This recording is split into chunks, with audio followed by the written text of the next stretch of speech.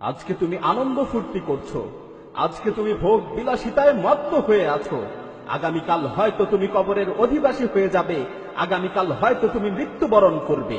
হে দুনিয়ার মানুষ, নিজের সুস্থতার ব্যাপারে অহংকার করো না। তুমি কি দেখোনি কোন ধরনের অসুস্থতা ছাড়াও কত সুস্থ মানুষ দুনিয়া থেকে বিদায় নিয়েছে? হে দুনিয়ার মোহে আচ্ছন্ন ব্যক্তি, আল্লাহর কসম করে বলছি, তুমি কবরে একাকী থাকবে, তোমাকে মাটি চাপা দিয়ে আসা হবে, তোমার এই সুঠাম দেহে কীট পতঙ্গ বাসা বাঁধবে।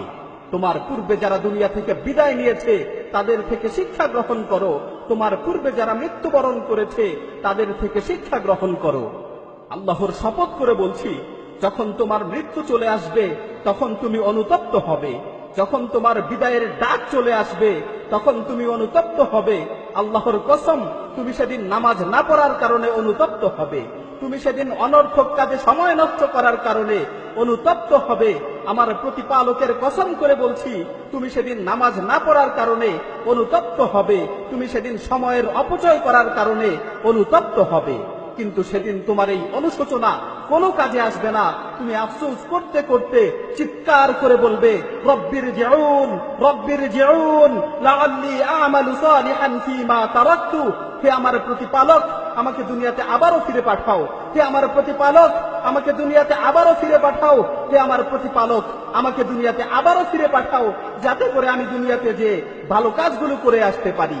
আল্লাহ তাআলা তখন তোমাকে লক্ষ্য করে বলবেন, কাল্লা, কখনো না, তোমাকে আর কখনোই দুনিয়াতে ফিরে পাঠানো হবে না। অন্য আয়াতে এসেছে, যখন মানুষ ভালো কাজ করার জন্য পুনরায় আবার দুনিয়াতে ফিরে আসতে চাইবে, তখন আল্লাহ তাআলা বলবেন, আওয়ালাম নুআম্মিরকুম, আওয়ালাম নুআম্মিরকুম মা ইয়াতাযাক্কারু ফীহি মান তাযাক্কার ওয়া জাআকুমুন নাযীর ফাযুকু ফামা লিয-যালিমিনা মিন নাসীর। আমি কি তোমাদের দীর্ঘ জীবন দেইনি? আমি কি তোমাদের দীর্ঘ জীবন দেইনি? সেই সময় কারো যদি উপদেশ গ্রহণ করার ইচ্ছা থাকতো তাহলে সে অবশ্যই উপদেশ গ্রহণ করতে পারত। তোমাদের কাছে সতর্ককারীরা এসেছিল, তোমরা সেই সময় তাদেরকে অবহেলা করেছো। সুতরাং জাহান্নামের স্বাদ আস্বাদন করো। আজকে জালিমদের জন্য কোনো সাহায্যকারী নেই। সুতরাং সময় থাকতে পাথেয় সংগ্রহ করো, জীবিত অবস্থায় তওবা করো, জানাজার খাটে শোয়ানোর পূর্বে নিজেকে শুধরানোর চেষ্টা করো। যদি পাথেয় সংগ্রহ না করেই তুমি আখিরাতের সফর শুরু করো তাহলে তুমি অনুতপ্ত হবে। যায়েদান নুমাইরি রাহিমাহুল্লাহ তিনি বলেন, যদি মৃত্যুর নির্দিষ্ট কোনো সময় জানা থাকতো তাহলে আমি মৃত্যুর ব্যাপারে নিশ্চিন্ত থাকতে পারতাম যে অমুক সময় আমার মৃত্যু হবে। কিন্তু মৃত্যুর তো কোনো নির্দিষ্ট সময় আমার জানা নেই। আমি কিভাবে নিশ্চিন্ত থাকতে পারি যে আমার মৃত্যু কখন হবে? আমার মৃত্যু কি সকালে হবে না সন্ধ্যায় হবে? শেষ কথা হচ্ছে, তুমি তোমার বিবেকের কাছে প্রশ্ন করো, তুমি তোমার অন্তরকে জিজ্ঞাসা করো, তুমি কি এই অবস্থায় আল্লাহর সাথে সাক্ষাৎ করার জন্য প্রস্তুত? আজকে যদি তোমার মৃত্যু চলে আসে তাহলে তুমি কি মৃত্যুর সাথে সাক্ষাৎ করার জন্য প্রস্তুত? হে মৃত্যু সম্পর্কে উদাসীন ব্যক্তি, আগামীকাল তোমার মৃত্যুর ডাক চলে আসতে পারে। সুতরাং মৃত্যুর ব্যাপারে তোমার কি প্রস্তুতি রয়েছে? হে অনর্থক কাজে সময় নষ্টকারী, তুমি কখন জীবনের মূল্য বুঝবে? হ্যাঁ, তখনই তুমি জীবনের মূল্য বুঝবে যখন তোমার মৃত্যু চলে আসবে। হে দুনিয়ার মানুষ, আল্লাহকে ভয় করো।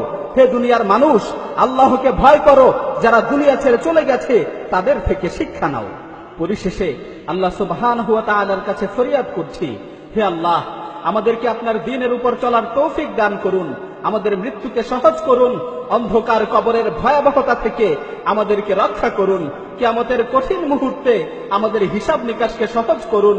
রব্বানা আতিনা ফিদ দুনিয়া হাসানাহ ওয়া ফিল আখিরাতি হাসানাহ ওয়া কিনা আযাবান নার।